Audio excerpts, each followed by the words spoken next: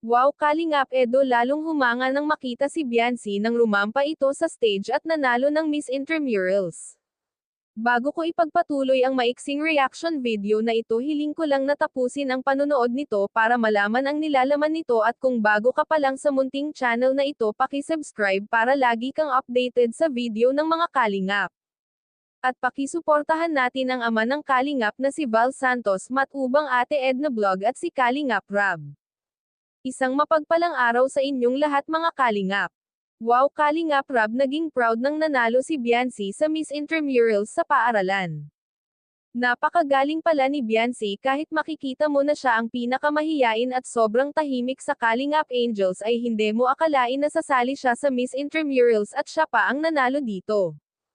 Tunay ngang may tinatago itong talento, pati si Edo, at napahanga sa husay ni Biancy, hindi niya akalain na may tinatago pala itong talento.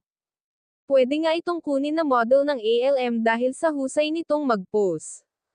Hindi rin naman akalain ni Biancy na mananalo ito sa paaralan, kahit ito ay nagulat sa pagkapanalo niya.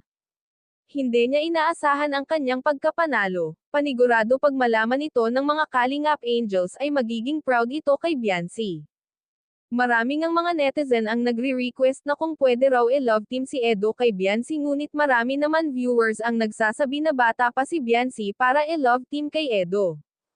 Sinabi naman ni Kalingap Rab na kaya lang naman na love team si Edo sa unang benepisyares dahil may inamin si Edo na crush niya ang benepisyares na iyon. Dito naman kay Biancy ay nakakabatang kapatid lang ang turing niya dito. Hanggang dito na lang ang update ko, mga Kalingap. Maraming salamat sa walang sawang pagsuporta sa aking munting channel. Maraming salamat at God bless sa inyong lahat.